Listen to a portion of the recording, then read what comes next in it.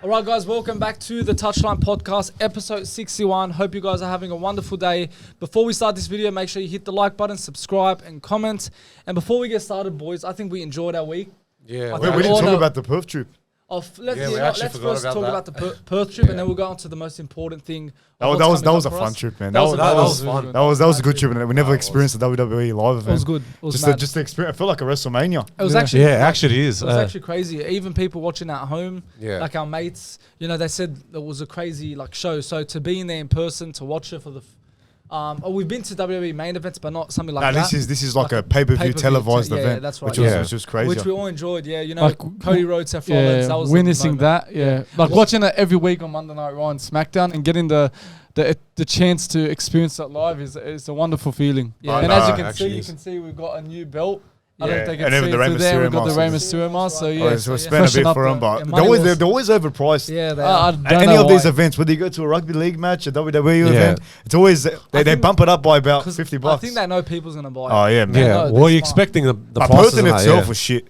Yeah. I loved it at the start, but same here. Just a lot of junkies. Very quiet. Say look at the start. Nah, but there was a lot of junkies. There was. At the start, the looks were deceiving. I'm like, wow, no, Lebo's here. I love this. I might actually move here. It was quiet. And then we stayed there longer. Yeah. And then I was like, what the And then we this? expected it. But, the first day when we got there, all right, the city's okay. We haven't, experienced the city, the shopping and all that stuff. But the night when we went to walk on the bridge, that was nice. Yeah, that was nice. Yeah. And the stadium with the lights. See, that was the good side of it. Yeah, that was the good side of it. Then you went to the other side. There's Saturday, nothing to do. Yeah, but Saturday was the best day for us. Because we went to the event. We saw the matches. We saw the... literally everything about it. But when it came to the Sunday, we went to the city. Yeah. I was expecting more, because it's not like Sydney and There's Melbourne. nothing to do. It's boring. It's not like a busy environment area. Yeah. That's why a lot of events have been happening at Perth. Yeah. They're trying to grow the state and promote the area. Yeah. Look, Sydney, look how populated it is. Everywhere you go, traffic, it's too populated. That's why you're trying to expand Perth and in the next 5 to 10 years, I reckon it's going to be like Sydney. Well, that's how Sydney is anyway. Yeah. So you got work. People are going to school. Everyone's trying to get an education. Everyone's trying to make a living too. And I know it's very difficult for everyone in general, in Sydney right now, because it's getting harder every single week. I remember that. I still remember that. Oh, tell them why. Inside joke. It's just an inside joke. So wait. let it ring for a bit.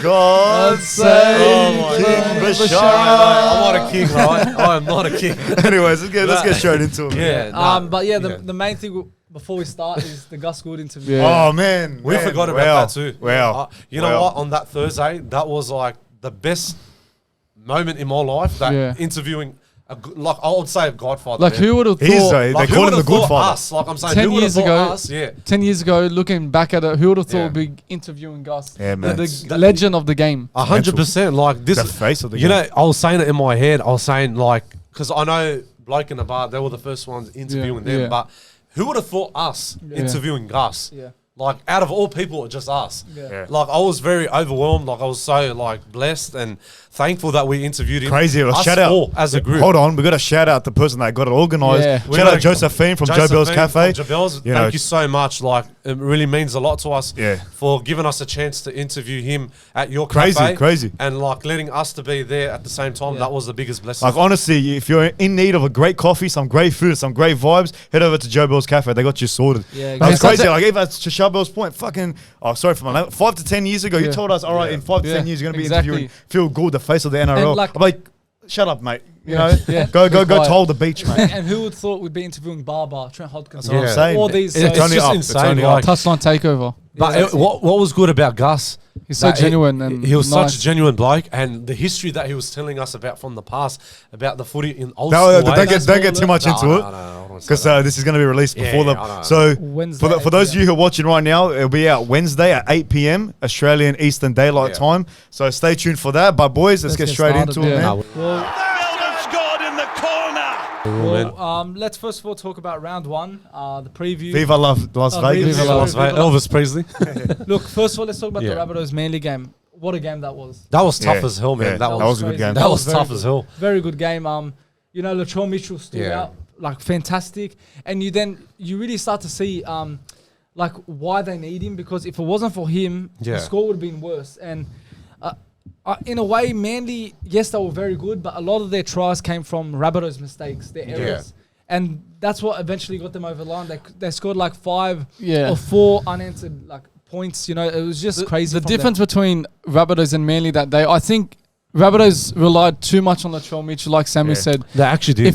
If it wasn't for Latrell, I honestly think Manly would have went away in that game, win 30 plus to nil or something. They would have whacked them hard. Manly, there was a team performance in that game from them, and there's great signs from them. And I said in the previous spot about the Las Vegas tips we done a couple of days ago, I said it's the halves that's going to play a big part and a big factor, and that's what we saw. It actually showed on the field. Cherry Evans was, look, his kicking game wasn't the best, but I think overall he was it was a decent performance. But Luke Brooks, for me, man of the match. Oh, he was outstanding. Like the running game he played in. Look, 5'8" isn't his position. Luke Brooks was always a halfback at Tigers. Yeah. But what we saw against Rabbitohs was outstanding, and it could be really a big year for him. And so far, it's a great start for him. Yeah. No, look, Manly played really well too. Souths played pretty good too, but I think they had a lot of errors. I think there was a lot of errors. There was a lot of errors, and even like there was a bit of like I don't know, like there was a bit of few plays that wasn't going their way too, because Manly had the whole control. Yeah. I think they had 70% control of the game more than Souths. Yeah. I think Souths had less control. I was expecting more that Souths should have won that game, but they just felt very, very short. For me, it's at the same time. signs for them. Look, it's still early now. Like again, Latrell Mitchell was their star player, and without him, I honestly think I don't know how they performed. Their ball playing skills were excellent, man. Yeah, it was good, but close passes. I think there was no. You said a Latrell pass. That was, but again, they're relying too much on Latrell Mitchell for me because. But if they build their squad around Latrell Mitchell, and if they carry on from the performance they had, it wasn't that bad. That performance. It wasn't bad. So if they build on what Latrell Mitchell center their game back to that game plan of Latrell Mitchell being at the center of that team. Man, they're going to be a force to be reckoned with. Of course, I agree with that, but for me, the team performance is what got Manly over the line. There was no individual that really stood up like they just took the game. It was like a team performance. Like Ben Chaboyevich was smashed it. I questioned him last year if he's going to be a really good second rower, and he really showed it against Rabbitohs. But I think it's great signs for Manly this year. Yeah, I think so. But because I said yesterday there was a bit concern for Tom Chaboyevich. Like he was up and down, he was limping a little bit. Tom Chaboyevich? Yeah, Tommy Turbo. Yeah. So he needs to be very careful for the next few games because he was good. Yeah, he played really well too. Like he controlled everything right, but I think the next few weeks he needs to just step back a little bit so he doesn't put all the pressure to himself on his knees. Sorry, keep going. Yeah, I'm just saying like he needs to step back a little bit. Don't pressure yourself too much because if something happens to him on his injury he's done for the season. He needs to be very aware. So but Jason Saab played pretty good too. Richard Kenner from South first try scorer on his debut. Jacob Gagai as well. He played pretty good too. But Latrell Mitchell and Alex Johnson, they always improve. They always improve every week. But South Sydney, I didn't see enough in them. I agree. It was very short for them. Jason Saab going into that Vegas match is and that interception try as well. Yeah, but he was saying he wanted NFL scouts to, maybe be at their game so that way maybe he wants to switch codes to the NFL. I reckon they were there. See the try he scored? He played exceptional. So if there was any NFL scout watching him, you never know. He's injured now. He's injured at the moment, I think he had a bit of a calf or hamstring. Even Ruben Garrick. As well.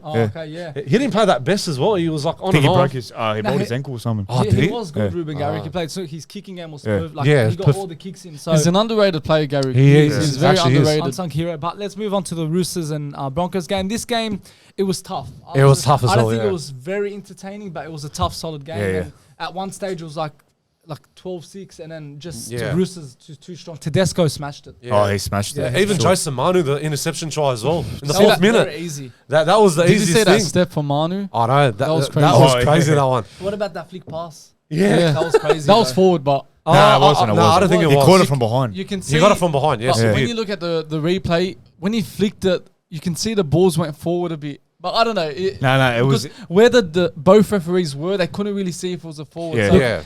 Look, it was. They probably turned the blind eye because of Vegas. Maybe. But look, Roosters look like the Roosters of old. Yeah, they actually if did. you remember 2018-19, their defense was so strong, and their defense that game was superb. So I think it's still early days, but Roosters are like a team to watch out for. Oh, yeah, 100%. You have to watch out. But what do you think of Broncos?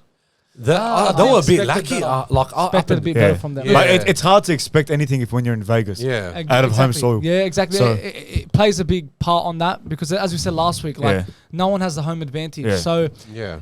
Look, both teams are adapting to that, the arena, to the country they're in.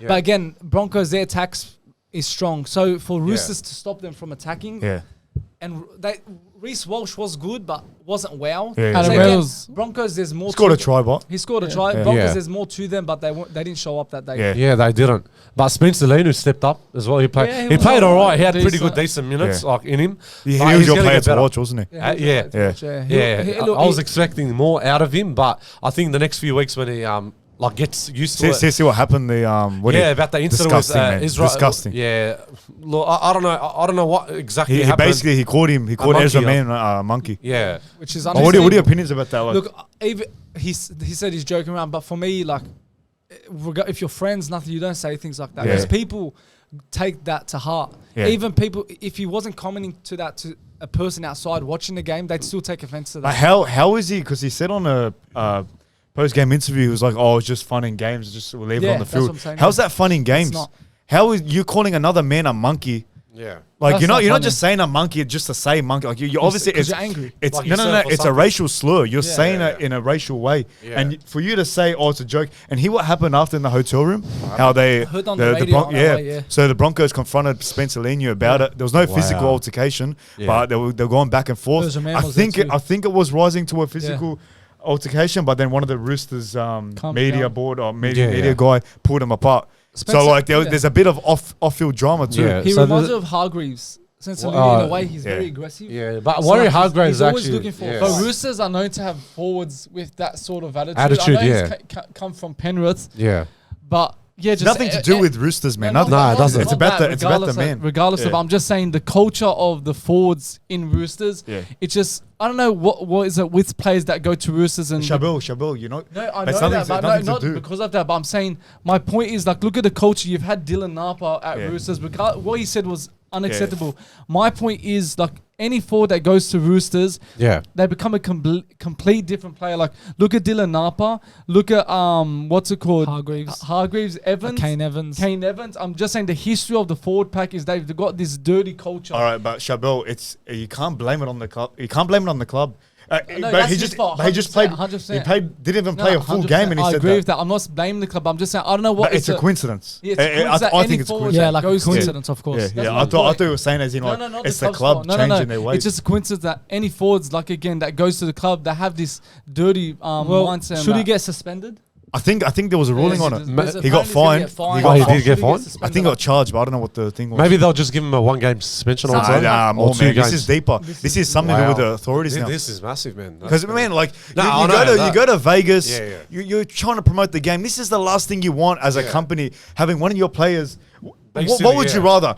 On an American newspaper, NRL is I don't know, NRL game is successful in Vegas, or do you want NRL player says racial slur on an American That's the main newspaper? topic What right would you now. rather, man? You'd rather the have second, NRL is a success in Vegas. Yeah. You know what I mean? It ruins the game. It does, It ruins yeah. it. And So- we were worried that something will happen. And look, And this is the worst thing that could have happened. Yeah. And now Yeah, I was already- actually expecting it won't expecting affect it the a lot. game. It will just affect him Yeah. as a person. Yeah. So like, it's not right. No one Look, should I say think that. it's wrong what he said, like on the field, and no one knows what behind the scenes what he said on that field and that conversation. But at the same time, I think it's just rude and like you're embarrassing It's yourself not nice. in front of the whole crowd and saying things like that. That's just I too think much. worse. It's Look, just too I don't much. think he'll get charged. I think there'll be a massive, Maybe a massive fine. suspension. No, yeah. massive fine. Fine, you reckon? A massive No, fine. no, it's gonna be. He could get more than a suspended. fine. He could get Maybe suspended. they take that thing seriously, man. Maybe at least 4-game ban. I would say a month. That's what I reckon. Yeah, maybe for it could happen. Because you look at it, James Graham was suspended for After 10 this- games for just biting the ear of. That was No, later. I remember who done that. That was Brad Moran back in the day. So that, like, you look at it, that's that nothing. was So- physical altercation. Bro. Yeah. But I'm saying, But but still, it's not like he hurt him physically. I mean, but it's still, still that's as that's bad. worse. Yeah, Like yeah, racism yeah. In the is body, unacceptable. yeah, Yeah, that's it's Yeah, still- well, before we move on to the next rounds, Turbo, Walsh, Tedesco, and also Latrell Mitchell, all, again, we've mentioned they really shone on the game at Vegas. Do you think this, because last year fullbacks were not the best. Latrell Mitchell was up and down. Yeah. Walsh was good. Tedesco wasn't the best. Yeah. And Turbo was injured. Yeah. So and Pappenhausen was out. All these fullbacks, Yeah. Walsh was the only one standing out. But these 4 games that happened, 2 games that happened, the fullbacks look like they're new players. Oh, they showed up. Do you remember? Yeah. I read a few stats. So Travojevic had 180 run meters, 1 try assist, 1 line break, and 1 line break assist with 3 tackle busts. 182 run meters for Tedesco, 1 try assist, 1 line break, 9 tackle busts. For Reece Walsh, 139 run meters, 1 try assist, 2 line break assists, and 1 tackle bust. And finally for Latrell Mitchell, 106 run meters, 1 try, 2 try assists, 1 line break, 1 line break assist, and 8 tackle busts. Yeah. Wow, they showed up these And fullbacks. again, the fullbacks are so important to play.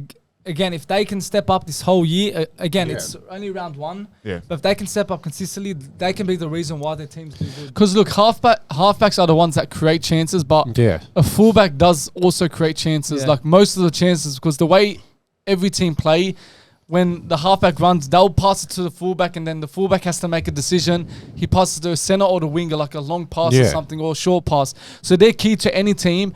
But I think out of all the fullbacks you've mentioned, I think this could be a big year for Tedesco. Yeah, I was going to mention because last year was a very bad year for him. He actually did. Lots of haters and lots of comments and experts saying he's finished. He won't play Origin. He'll get sacked from the competition in Origin. But I think this year, this like prime Tedesco for me. Yeah, that was like the showed old. up, man. He looked good. Say 4 or 5 years ago of how good Tedesco is. So I think he'll be the main guy this year. Yeah, look. To be honest, like these last 2 games, like with the fullbacks and the halfbacks as well. Like, look, they played very, very good. Like how you said about Tedesco, about Reece Walsh. Look, they will get better, but because last year, how you said he got discriminated by fans, people on social media, and plus he didn't play the best level in State of Origin in New South Wales. He wasn't good. He was very, very poor last year, but I think this year he'll expect like to be better and be more confident that he can lead the team properly and make it to finals. So you reckon he's the fullback to watch this year, or Latrell, Walsh, Turbo? It's very, very hard decision, this one. Who would you choose? But I'm going to stick with Latrell. Tedesco? Tedesco, yeah. Okay, I'm I expecting think him. Tedesco really impressed me. Yeah, he actually I feel did. like the old Tedesco. So I'm thinking Tedesco could get Mine's Latrell. Latrell. Yeah. The bloke's looking slimmer now, man. He's actually looking lost a lot of weight too. He's looking like a fullback now. Yeah, he does. So like, I'm really keen to see him play. Because that's something Yeah. he lacked over the years, is very unfit, and like the weight was an issue. But this year, he does look Yeah. Because slim. NRL is known Absolutely. for good fullbacks, great Yeah. fullbacks. So it's good to see them clicking. But was Vegas a success? That's the question we got to ask. I think it was. Besides I was. You know what? To be fair with you, last week, you know how we said about the stadium capacity. I said it. I said like 30-40%. It was actually a full crowd game at Las Vegas. Like I think it was like 40,000, 40,000, something like full that. pack stadium. It held was. 63. That's 63, that's yeah. the max capacity. Yeah. Was Vegas a success? Besides I think it was. In my opinion, it actually outdid my expectations. Yeah. I truly did. Like smashed to it. have 40,000 in that stadium. You know, look, regardless if you think maybe half of them were Aussies, who knows? But I don't know. Majority was I actually want to know Aussies, that percentage. Yeah, what was yeah. the percentage, the ratio of Americans to Australians? Yeah. I actually want to know that. I think it was a mix of both. I would say. But regardless, we man, don't know, regardless, man, the whole production of it was nice. I just liked the way that field looked. You know, the sponsors were back. They got those. Yeah, you know what? Hey, bring yellow goalposts to the NRL. They look mad. Bring yellow goalposts into the NRL. Yeah, it I would be reckon good. that just the game It's looks mad. better It with look it. mad. Instead I of the think it white. does. But maybe I'm nitpicking. But anyways, but the turf looked great. The whole production looked great. The American fans seemed to love it. Yeah. Also, it brought something different. Like you look at the first game, it showed high scoring points and a very entertaining game. But the second game was more tough. It was more of a tougher game. So it showed both sides of the game. And not only that, all the faces of the game had had their moment, had their Vegas moment. You had Reece Walsh trying, you had Tedesco on top of the world playing great footy. Latrell's passing. You had Latrell just outdid everyone. It, Turbo was good. Buddy, like you can say, I'm not gonna say Luke Brooks, but even he showed up. Played good. He showed up. Manu, Jason Sub, intercept try. Joseph Everything, Joseph Manu. Everything you want to showcase about your game, was there at Vegas. Like you had the flick pass, the intercept try. Not to mention the flick pass. Yeah, exactly. You had the try saving pass, the try saving tackle from Cook. Like I had everything. Yeah. So it's like it was meant to be perfect. Yeah, it was. It was. But you know what? I didn't like about the Vegas game, Manly and Souths. Tom Trebojevic try, and when Damien Cook stopped him. Yeah. Did you notice that? Yeah. There was a fumble, and they actually said it was a try. It was a try. I don't think it was a try. Either way. I remember Reece Walsh got charged for that shoulder charge, Yeah, he that's ended up right. getting charged, but I feel like he should have got sent off for that. I think he should have, yeah. But they turned a blind eye because Reece Walsh, why? Because he's the face of the... They're trying to make him the poster boy of Vegas. You can't send him off. You can't. I was thinking, like, regardless if it wasn't a big of a shoulder charge, it was still a shoulder charge. And I was saying he should have got sin binned. And I'm surprised he didn't. That's why. Even if he got sin binned, I think it would have added something to the game. But that's why, Samuel. You can't have your poster boy on the sideline. Exactly. But we raised the question to our Instagram poll. Follow us on Instagram. So 80%. So the question was Vegas a success? Yeah. The question we've been asking now. So 80% said yes. 20% said no. So majority of the people said thought it was a success. It was a great night, great matches. And again, we spoke about last week. For it to be a success, it's going to be based on the games. If it's going to be a blowout close, and both of them were very close. And that's what made it a success. Each game had its own moments. Yeah, exactly. Look, before we get into the next games, heading into round one, the tips this week, it was only me and Emilio, which is the guest. We both tipped Manly, and you guys tipped Rabbitohs. So none of you's got any right except us and Emilio. So that's already 1 point. The table should be updated by the end of the week when the round one is done, and it'll be uploaded on our social media. So Anthony, first game of... No, but wait, quickly, who should go in Vegas for next year? 2025. Look, I'm expecting Dogs to be there. There's rumors saying it's Panthers and Warriors already. I think they're almost confirmed that it's going to be them. Yeah. But who? Okay, let's say Panthers Warriors already in. Who should be the next two? I think Canterbury Bulldogs should be in there. Yeah. Look, I'm expecting them to be at Vegas next year. That's a very tricky one. I don't know. Maybe Melbourne Storm, because they didn't get chosen this year. Maybe Melbourne Storm. I reckon there should be a system where you implement it in the regular season where the top four gets to play a double header. Maybe, So I'll say Dogs Melbourne or Dogs Parramatta. Look, I'm not putting Dogs because if you win the premiership, you're not going to go Vegas because you have the World Cup challenge. Look, I think you go with Penrith and Warriors. Maybe I think that's a fair choice. Maybe you go with, I don't know, maybe you go Eels. I guess. Nah, man, why would you put Eels? No. I think like you said, it's a hard thing. You know what Nick Politis said? Why would you put Dogs? Well, what did he say? Look, be honest, we're not the best team. Yeah. So what did Nick Politis? You know what Nick Politis said, and the owner of Manly, they're like, give it to us again. Why? Because apparently it associates better with American fans for Manly because it's the Sea Eagles, and then they got the Philadelphia Eagles, I think, for the NFL. So and that association with it, and also with the Roosters, the tricolours. Apparently, it stands out more to the American fans. So it's a whole load of bullshit, man. It's not true. It's actually false. Greedy scumbags. I think they can't. That's false. I think there has to be a system, as you said. I think top four's a good idea. Yeah, okay. Anthony, I think so. Round one games this week. So round one, we got Newcastle versus Canberra Raiders. I think. That's going to be an easy game this one. I've said Raiders, a lot of people are predicting them to have a poor season. I've said they'll finish in the prediction video 11th, I'm pretty sure, or 10th. I think it will be a close game. Knights seem to always have a strong start to a season, then they slowly fade off.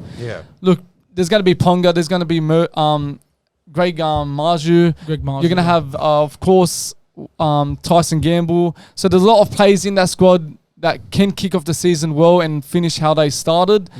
But I think, are we going to say the tips now? We have to say the I'm going to go Knights just because they're at home too. What's the margin?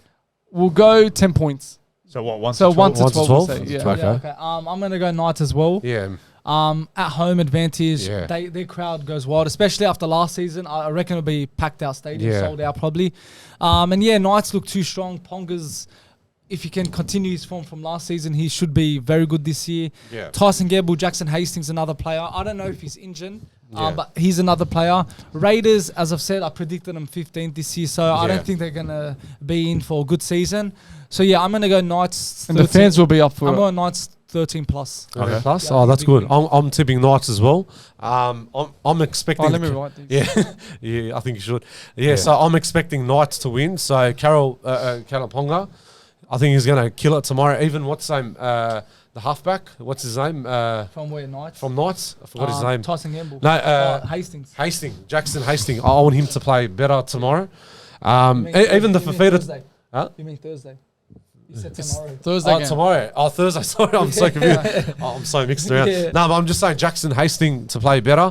Even the Saifidi brothers, they're going to kill it. Even what's his name? Tyson Fazil. I actually love that. So you're going Knights. He's gone bit, yeah. So, so you're saying 1 to 12? 1 to 12, I'm saying. I think I'll say 1 to 12. Okay. Yeah. I don't know, man. I think you feel Raiders? He's going to go opposite. On our predictions video, I think I put Raiders towards the bottom of the table. Yeah, regardless, it's only round one. I feel like Raiders still the win. Oh, wow. For some reason, I feel like Knights, they're going to have a slow start to the season. And I feel like something in Raiders, put me Raiders 1 to 12. Okay, I'll go Raiders 1 to 12. Raiders 1 to 12. All right, next game we got. Emilio went Knights 1 to 12. Yeah, where did Emilio go? So Knights Emilio did go Knights 1 to 12. Okay. Oh, beautiful. Okay. All right, next game on the Friday we got New Zealand Warriors versus Cronulla Sharks. Big game. That's a big game. Yeah, it's huge. Yeah. I think Sharks, it's a big year for them. Yeah. Lots of people are saying they're not going to have a good year, and I agree. I just don't think... I don't know. I feel they're losing a bit of hope, the fans and just the players. And I think it could be Fitzgibbon's last year. Yeah. He's a good coach, but I just don't think it's working out for him at Sharks. Warriors, I think they've been the best team in preseason. Yeah. What I've seen for them, attackingly, they look good. Even defensively, not bad. So, yeah, I think I'm going to go for a 1 to 12 win for Warriors. Okay. Yeah, again, I'm tipping Warriors. Sean Johnson, Roger Tuivasa-Sheck looks amazing again. It's like he never left the game. And Warriors, it's in front of their home crowd. Yeah. Sharks, again, I'm not convinced with them this year. I think they're going to struggle. Yeah. Nico Hines there's a lot of pressure on him, especially. Even on Craig Fitzgibbon, as Charbel said. I just don't feel they're going to go good this year. I think they're going to be exposed. I think a lot of teams are going to know what to do with them, and they're going to get beat a lot of times. So I'm going to go Warriors. I'll go 1 to 12 as well. All right, I'm going to tip Warriors as well. The return of Roger Tuivasa-Sheck. Yeah. I'm excited about that. Sean Johnson is going to play very good as well this year. Dallin Wateli-Zalesniak, bro, he kills it every single game. He always impresses everyone. And like how you said, the big crowd, it's going to be massive there. Yeah. But for Cronulla, I think it's going to be very poor as well. Nico Hines, I don't think he stands out for me. I think he's overrated, to be honest. So I'm going to tip Warriors 13 plus. Okay. That's going to be a big game. I think I'm going to go Warriors 13 plus. Why? Yeah. Because, Sharks, they don't have a squad that I think can carry them. Yeah. Even though they've still got Nico Hines and whatnot. I just feel like, it's done for them. They're going to struggle this season. They're going to struggle this season, and we're going to see Warriors, flourish this season. With the addition of Roger Tuivasa-Sheck, we still got down to Wateni Welesniak. A lot of big game, Sean Johnson, a lot of big game players that still want that final spot and still have something to prove. So put me Warriors 13 plus. Also, Amelia did go Warriors as well, 1 to 12. Next game, Anthony. Next game we got Melbourne and Penrith. Another big game. That's a big game. Big blockbuster, that one. Melbourne haven't. There's a streak going that they haven't lost a round one game under Bellamy. Under Bellamy. So, look, Penrith could be the team to break it because Melbourne seem to maybe not have the team like Penrith in the first round. I think it's going to be very, very close. Could be like a golden point winner or extra time. Look, something's going to be Penrith, but I think just because of that streak Bellamy has for Melbourne, I'm going to edge Melbourne. I'll go Melbourne. 1 to 12? We'll go 12 or 13 plus? We'll go 1 to 12 again. Okay. I think, again, close game. Yeah. I'm going to go Melbourne just because of that. They have never lost a round one against any team under Craig Bellamy. And there could be a big miss because Munster's apparently slipped in the shower and rolled his ankle. So he might be out for that game. Right. Oh, okay. So that's a big miss. And if he's out, I think that could really affect them. Panthers, again, you can never disappoint, because they're always up there. They've won the premiership 3 times in a row, and you'll be wrong to go against them. But again, Melbourne at home, they have not lost a round one. I'm sticking with Melbourne. 1 to 12. 1 to 12. I'm going to go with Penrith. Look, Penrith are the 3P champions. They've won the grand final 3 times. Look, it's not going to affect them because since Spencer Leniu left and now Stephen Crichton left as well, I think they're going to play better and they're going to motivate themselves harder in the game. So I think Cleary's going to play good. Jerome Luai, Brian Toto, Isaac Yale. Just name the whole squad. I'll say the whole squad. But Melbourne, I don't know. It's a bit hard because we watched them in the trials. Yeah. I was expecting more, but I know they were playing juniors like at the same time. But I'm just going to stick with Penrith, 13 plus. Okay. Wow. 13 plus. Really? All right. Yeah. Even though they're at home and they got a streak going, as you said, the round one, I think I'm going to pick Penrith. Yeah. Okay. Considering they got robbed after the World Cup challenge and it's just that intensity. Obviously, it's their first. They didn't play trials. It's their first game back, so they want someone to prove again. Yeah. So I feel like 13 plus, is that a long shot? I don't know. No, I'm gonna say 1 to 12. That's your decision. 1 to 12 Panthers. Yeah. Okay. Amelia did go Penrith 1 to 12 as well. Okay. Next game, Anthony. Saturday game we got Parramatta and Dogs. Big game. Big game. That's a massive game. That's a of big course game, gonna that one. look. So, I don't want to go against my team because it's our year, but we do seem to struggle against Parramatta. We've always do. seemed to concede. Shut up. We always seem to concede. We always seem to concede like 30 points against them. I know. And going to Combank, I always have this bad feeling. Yeah. But look, our team has improved. We've got defensively, we do look good. Even if it was preseason, I still think you have to set a foundation heading into the season. Because last year, defensively and attackingly, we were so poor in preseason, and that reflected during the year. Yeah. So what we've shown in preseason has been positive. I think Crichton could have a big game. I think Preston, we'll get to our who you got later, but I think he's going to be probably the player of the game. So I'm going to go Dogs 1 to 12. Okay. I think Bulldogs will win. I'm never tipping the Eels against the Dogs. Yeah, Even in our worst, I'll never tip It's them. important. Because, again, it's Bulldogs. Yeah, and yeah. I think with Crichton coming in captain, I think he's going to have a big captain's game that Yeah. game. Eels, again, they have very strong players. You know, They actually do, yeah. Dylan Brown. The list goes on. And at Combank, they're a hard team to beat.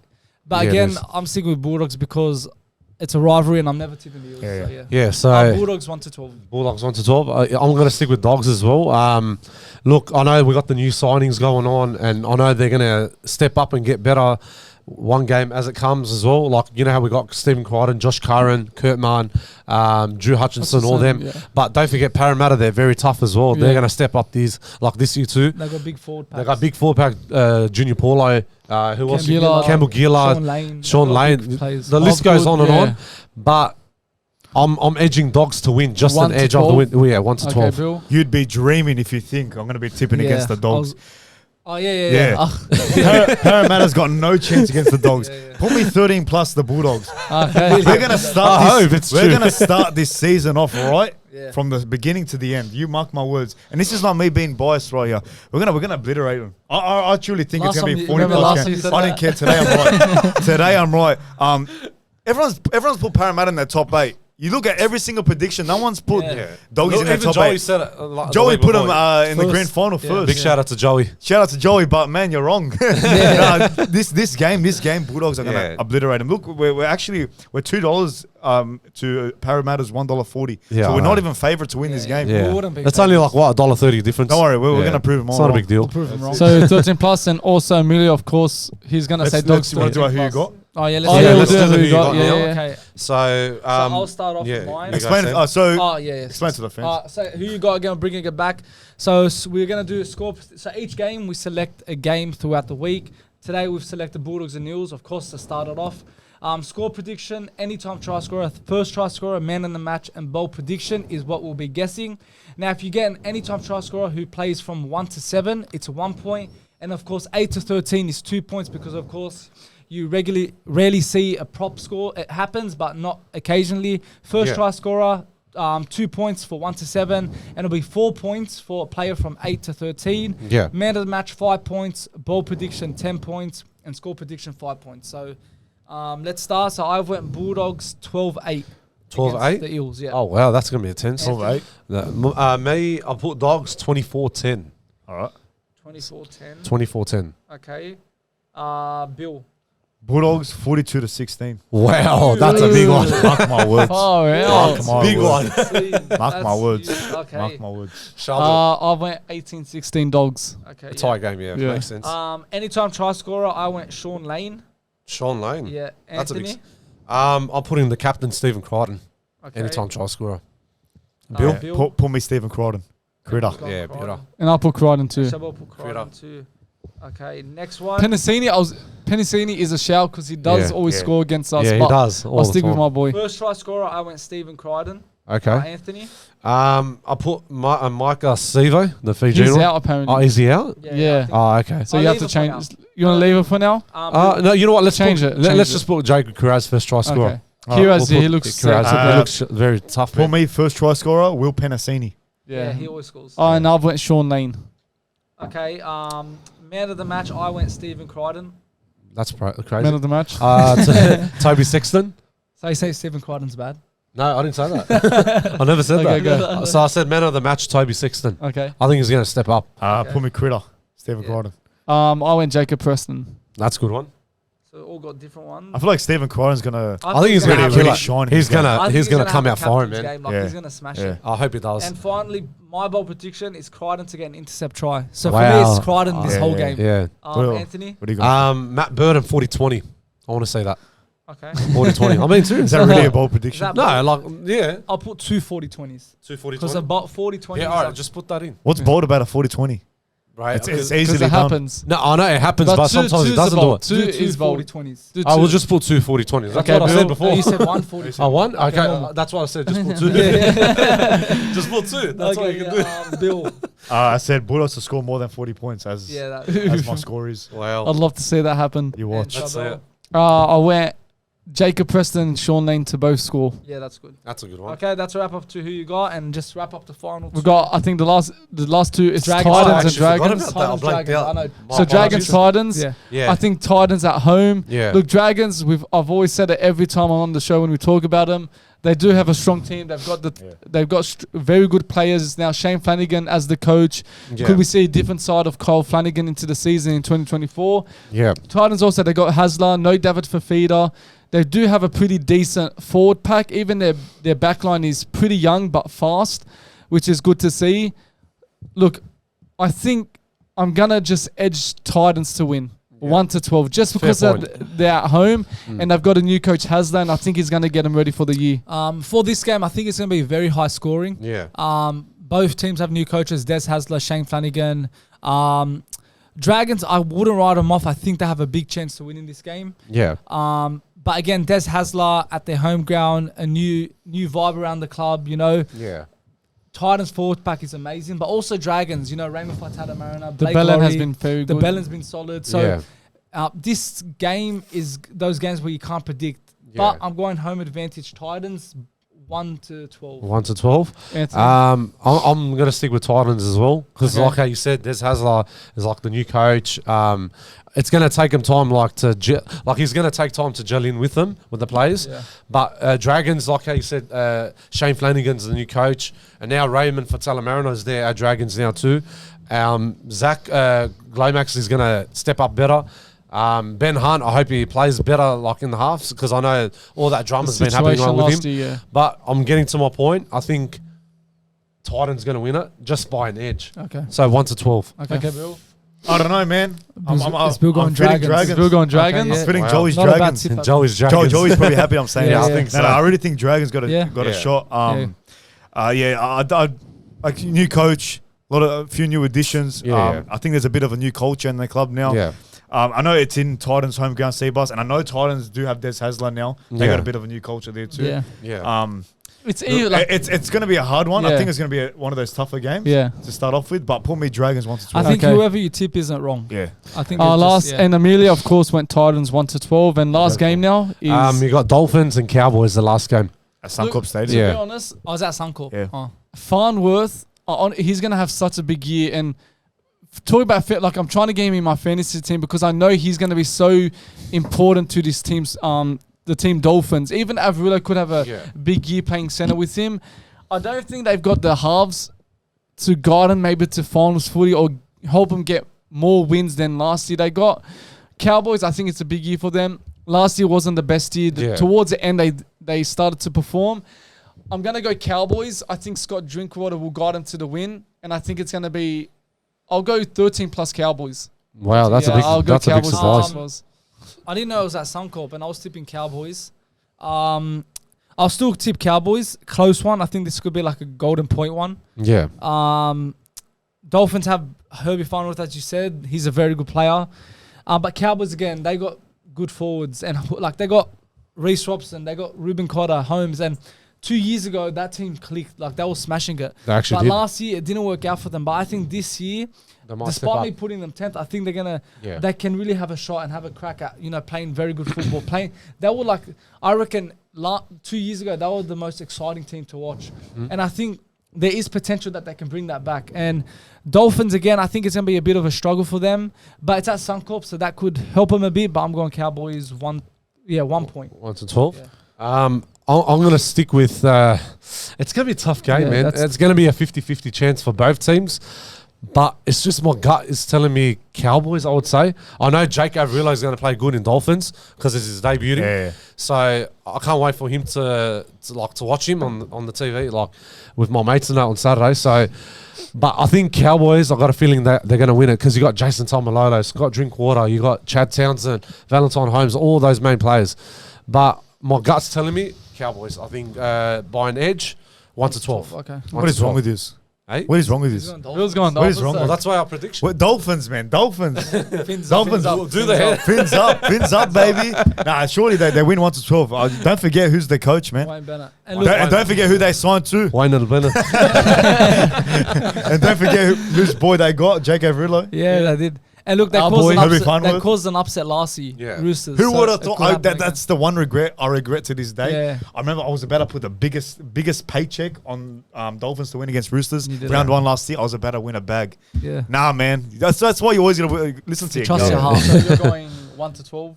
Yeah, 1 to 12 And Dolphins. And Emilio's went Cowboys 1 to 12. Okay, that's I all wonder, right. are Tigers going to win this week? Oh, reckon yeah, they will. surely they did. Surely they win. Surely Surely they they do. beat the boy. Reckon they beat the boy, Tigers?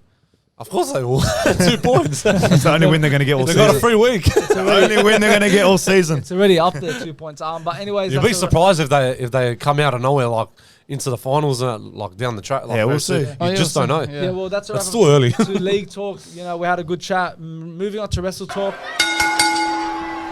Now, Rock has officially challenged Roman. Seth and Cody to a tag team match at WrestleMania Night 1 with Roman Reigns.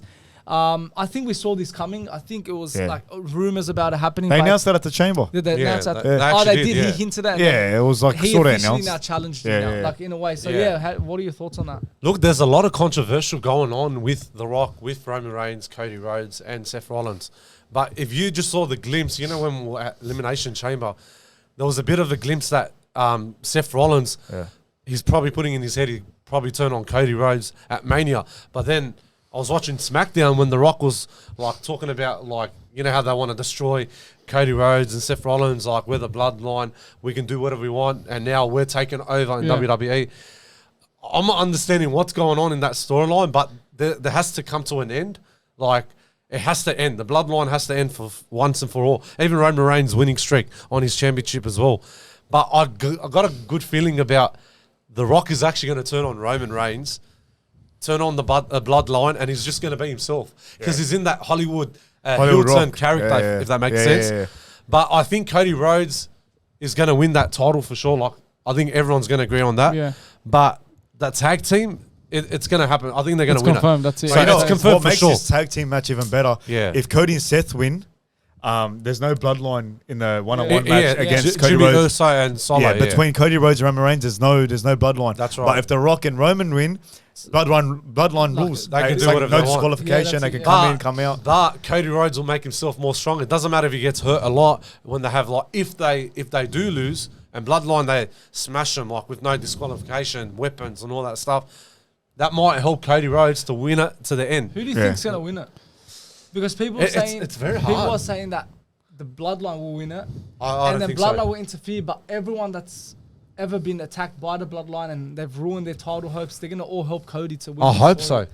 That's what they're saying, but I'm I not hope. saying that's true. But who do you reckon's going to win? That's why, like you were saying, if The Rock and Roman win, then it's bloodline rules. They get to choose how the match pans out. Yeah. But like you said, that whoever has ever been attacked by the bloodline, they're going to come help Cody Rhodes. And I believe that we put something on TikTok about a storyline that if Cody was to win, of course, The Rock will betray Roman, and then Solo and Jimmy will join The Rock and become the new bloodline. He'll be the head of the table with Paul Heyman. And then Sami Zayn and Jey Uso, I think they'll help Cody Rhodes. Roman Reigns. Roman Reigns. And start this new storyline. Like in the babyface, I would say. In the babyface for Roman Reigns. Because that makes sense because The Rock, I think he's going to get upset from Roman if he loses against Cody Rhodes. And then, he ruins his family's reputation, everything, and what the family stands for. Yeah. And it wouldn't be a good look for Roman. Well, since you mentioned about like if The Rock turned on Roman Reigns and how you're saying if they do form a new bloodline together in the babyface version, I think the Roman Reigns should bring back his old theme song. Remember the Shield song? The Big Dog? Yeah. I reckon he should bring that back. They're long gone. They're long gone. No one liked that Roman Reigns. They wouldn't bring it back. They won't even do a babyface bloodline. The bloodline it will end for all. That's it. Roman will be the babyface. He'll be the face. But there's a lot of rumors are saying that Rikishi is returning back to WE to form a new Rikishi? Rikishi. Jey Uso's that. Don't you know Rikishi? No. You remember Rikishi? Don't you know Rikishi? Oh my God. Give me a photo. Are you serious? Oh my God. The guy with the big ass. No, someone show me a photo. Show later. How do you call yourself a W? No, I'm sorry, man. Are you serious, Rikishi? Rikishi, He man. was show like me a one of the photo, best I'll- Samoan fighters. Show me a photo. Oh my God. Show me a photo, Sometimes man. I actually followed him on Instagram. Maybe there's too many wrestlers. to Yeah, I like. just got to look at a photo of Oh him. my and then God, I'll know. Rikishi. Yeah, but I think I've always loved Rikishi. love He was the Rikishi. best back in the days. He's got his own podcast, I think. He actually does. Yeah. That's why I think Roman will be babyface because Rock's going to take care of. He'll take over the bloodline. That's how I see it happening. Oh, yeah, I know him. The Rock, Yeah, but I think the know. Oh, yeah, bloodline. you but do he's know. saying- I know him. Yeah, I just had to say He the was face. one of the Yeah. best. I just- So you're saying wrestlers. following, there still be a bloodline? I think there will be a bloodline, but Yeah. Paul Heyman, Solo, and Jimmy will all work with The Rock. I think it'd end at Mania. Yeah, It has to end at All Mania. roads. But what do you think about the 2 nights? How there's on one night the tag team match and then the second night the singles match? What do you think? Like, Well, I think they had no choice because The Rock Yeah. lost his match, and that's it'd be really a waste if he wasn't in WrestleMania. I think Yeah. there's So going they had to to be make a lot of wrestlers unhappy with that because the girls want the main event. Is that the main event? It'll probably For be sure. them for sure. No, I don't What think main it would. event? No, because unless it's the it's first the match. women's main event. Unless What, it's- night 1 or night 2? Night one will be they, main they got to event. copy what they did at WrestleMania 30. Yeah. The first match Yeah. would be the tag team match, and maybe, then maybe. and then the next we night don't is the- know when the match. They haven't released the match card of what order it's going to be in. Yeah. But a match to that level is Yeah. big chance of being the main event. Not saying it is, but it could be. I a think big Rock chance. and Roman win this match. yeah. I think Cody's going to go through so much in that day 2, To get day his- 9, whatever you call to it, get his belt. to get his belt, and he wins Yeah, it. I think Now it'll you be. could say that. Yeah, but you like, can. I don't know, the stipulation of the bloodline rules, it just seems a bit silly. Silly enough for Triple H to consider it. Because they always Yeah. do it. Is that what you're trying to say? As in, They like, always it's interfere. in every single match they It's a interfere. regular Yeah, that's and yeah. for that to be a stipulation that Yeah. bloodline can do whatever they want, They always considering do. what happened last year and, Yeah. and whatever happened like throughout Yeah. title his title reign. It's Roman very Reigns. tough to see who wins. Yeah. I think this is what I think. Very early prediction. I think Cody Seth wins, and then Cody wins against Roman. Yeah, and then the I agree with that. bloodline's done. Everything's done. I Look, think yeah. Rock and Roman will get a storyline. They're going to be against each other. For they have example, to, on yeah. SmackDown, Oh yeah, he put the L again, but Yeah, this time there's a glimpse he of was that. like this, but then he moved it. Yeah, so there's a that's- bit of a that's glimpse. something. See Paul Heyman. Look at Yeah, it. he Yeah, looked at it. yeah, actually, I was surprised about that too. The SmackDown before that, he put the L straight, and okay, it could happen, but if Yeah. you're moving it like this, So that means that's a sign. Yeah. So Oh, what do you think the L is? like L, Like a loser. You remember back in the days when the Evolution was together, like Batista, Randy Orton, Triple H, and Ric Flair. Yeah. You remember when Batista, when he was signing the contract, and then he went down, thumbs down. Yeah. So that means there's a sign. But- It looks like there's a glimpse But that what's Rock's the going to L? betray. I think it's more than loser. Yeah, it is. It's more than that. you're disrespecting. I think he's him, gonna. think. I think he's And gonna. maybe it's just like he's not doing the bloodline sign. Look, Nah, may- but look, Nah, so I don't why- know. Like he's just doing. maybe like we're that. looking into it, or maybe there is something. But he's No, done it 2 times in a row. So what? That's Yeah. why I feel there's Yeah. something into that. There's some, look, like you said, the first one maybe was like we're this. just thinking it's Yeah, like yeah. that. It's nothing. But for him to like really Up and down. turn it to like I went an actual crazy, bro. L, So that means And then there's something. Paul Yeah. Heyman, the way Paul Heyman looked at it, you know they're building they're that. building something. Yeah, out building of it, something yeah. to it. Because even 3 weeks ago, that SmackDown before when he done that the first time, Yeah. he goes, "I'm gonna make sure I'll do everything I can do to make you lose. But he pointed at Roman. Yeah. But he's talking as if he's talking about Cody Rhodes. But he pointed at Roman. Yeah. But people, of course, they probably do realize that. Yeah. So again, I think they're building something. But his promo said different. Did you watch his promo on Yeah, Instagram? yeah. A 20-minute one? Yeah, it was- What yeah. a promo, man. What a- They gave me It was like goosebumps. 30 minutes, bro. Wow. It was What does he crazy. do? Yeah, he always does that. That When he gave me walks out. When he goosebumps, walks man. I out. think Roman versus Rock will happen next WrestleMania. Nah, Yeah, I- it could. Maybe. It could. Maybe. next Yeah, Wrestle, nah. Yeah. I disagree. I think. They've wanted this since like I don't think they built. Why would they do it at SummerSlam? WrestleMania makes so much sense Yeah, I know, to but make it the biggest ever WrestleMania match in history. Yeah. And that's head of the table. Head then. of the table. Being, yeah. Look, I'm not worried about that. The main thing is that I think The Rock has given us the glimpse that he's going to betray Roman Reigns at Mania. But I think Cody Rhodes is going to get that advantage and win against Cody Rhodes. Him and Rollins, sorry. My apologies. But night 2, he will win the title. Yeah. So Cody Rhodes is going to win it for sure. finish the Everyone's story. waiting for it. Yeah. Like, everyone's waiting for it. Because you know what? After 2-3 years that Roman Reigns hold that title for so long, I think he's trying to say he wants to win. He wants to break Bruno Sammartino's record. I don't think. I don't think that's going to happen. Nah. There's Hulk Hogan. They're so close to that one. So like, will they end it? Like, I hope to God they end it. That's I why always say, I surely they don't go 2 years in a row like stuffing over Cody Rhodes. Nah, Because that's if what I that was Cody Rhodes, if they stuffed me over like that, yeah. see you later. I'm going back to AEW. Yeah, that's it. 100%. But like, surely he's going to win it. He's going to win it. He has to. He has a better advantage than Roman Reigns. Roman Reigns is sitting back, That's it. All relaxed, roads and lead to doesn't that care title. about himself. Another longest reigning title, Gunther, the Intercontinental Champion. He's looking for another opponent at WrestleMania, and Sami Zayn did win his match against Shinsuke. Yeah. Shinsuke Nakamura, yeah. He needed that match.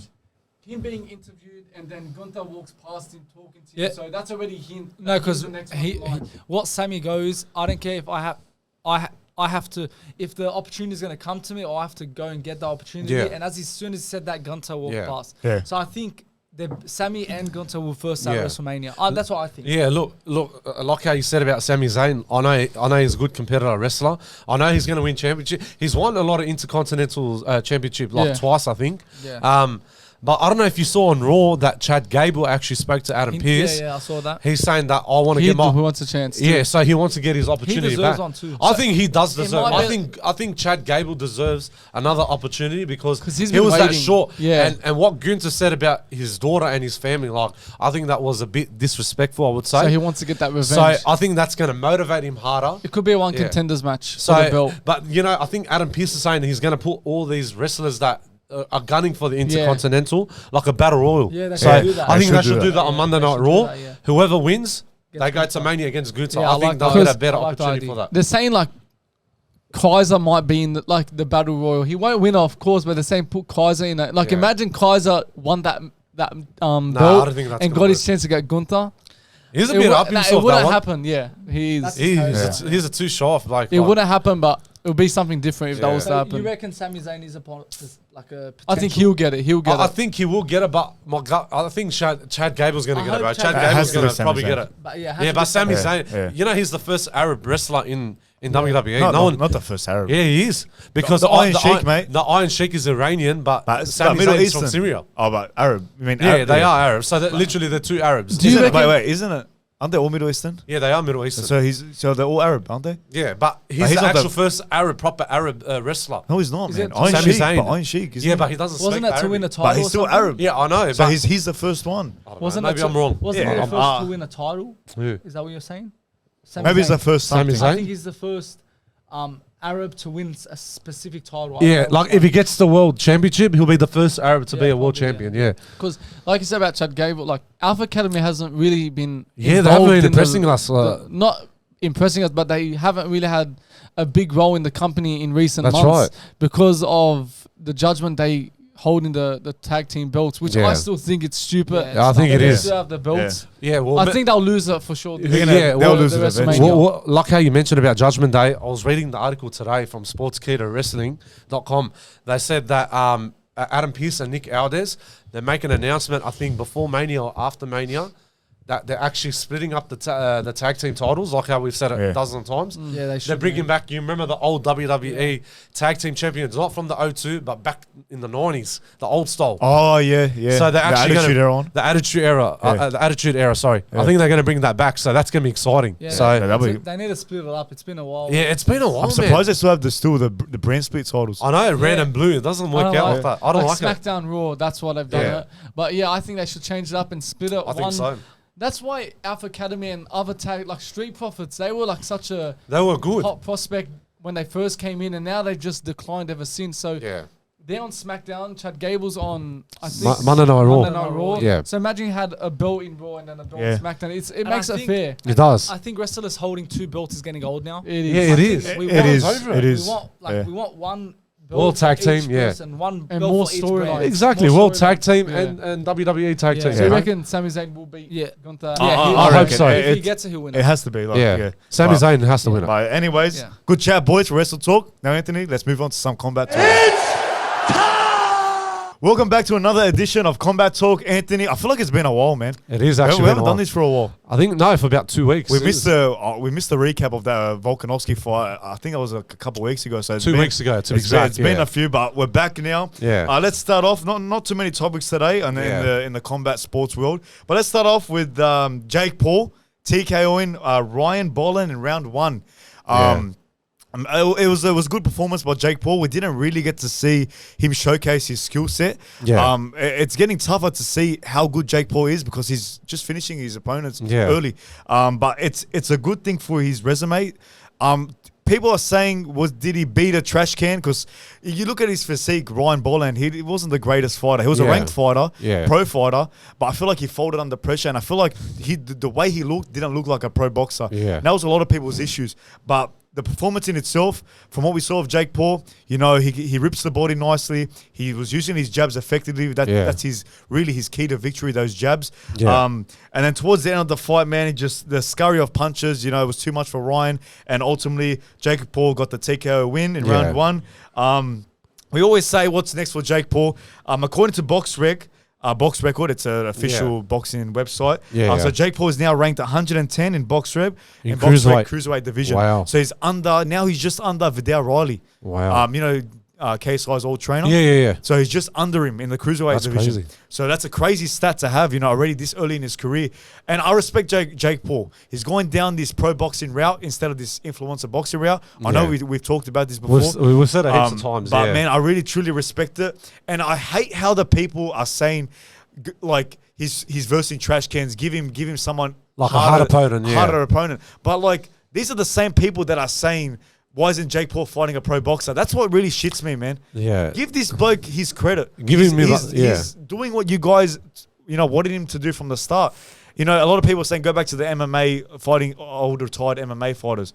But when he fights them, go back to fighting pro boxing fighters. Yeah, there you go. It just doesn't make sense. Yeah. But I really, Jake Paul, I can't wait. I really can't wait till he actually wins that world title because I truly feel like this bloke is on his way to win a world title in boxing. It's a matter of time. Yeah, 100%. But that was a crazy knockout too, with Jake Paul. Yeah. He had strong punches. He has good power in him. Yeah. But like how you said about Jake Paul, stepping up and he wants to verse a professional boxer, I think that's going to be a very good move for the next step in his boxing career. I think he actually deserves it, man, because he doesn't want to waste his time fighting all these weird fighters and he knocks them out instantly in the first round or round 2, But Jake Paul is actually going to get more better, and that's going to motivate him more harder every single fight. Yeah. So he wants to be one of the best in the cruiserweight division. And I said again, he's going to be world champion. He will be world champion. He will be one champion. He's going to give him the opportunity to get him a fighter, a professional boxer fighter that has a good record. Yeah, he's going to. Yeah, I mean, this guy had a good record, but I feel like this guy Ryan, he folded under pressure. I think it was about 15,000 people in that arena. Wow, it's not easy to fight under those conditions. It's hard. Yeah. Jake Paul happened to have that spotlight from the start of his career. He got used to fighting under the spotlight with that many people. But I feel like when it's all said and done for Jake Paul, I feel like this guy is going to have one of the best careers in boxing. I think in terms of what he had to overcome to, ultimately win that championship. Because just all the scrutiny, all the negative comments he's been getting, and discrimination. Just right now about you're just an influencer, you're not going to make it. Look at you versus retired MMA fighters. But he's proven them wrong. He's stepping up. He's actually proven them wrong. Saying in give him what is he now? 28, I think. I don't know. Oh, he's only 20. He's in his late 20s. He's in his late 20s. So you give him about 10 years. When it's all said and done, this bloke's going to be one of the best. Career. Yeah, for sure. But anyways, Anthony. UFC 299, one before UFC 300. I know, that's the crazy. WrestleMania of UFC. But I'm getting ahead of myself. But UFC 299. Excited. Sugar Sean O'Malley versus Vera. Marlon Vera, yeah. Marlon Vera. Yeah. So this is the second fight. So let's start off with the first fight on the main card. Yep. So we got Peter Yan versus Song Yadong.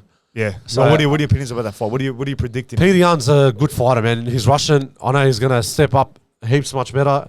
Song Yadong, I don't know nothing about him, but like he has a lot of good mixed martial arts and kickboxing skills. Yeah. But I think Peter Yan's going to win this one by round 1 TKO. So he's a strong fighter this one. But don't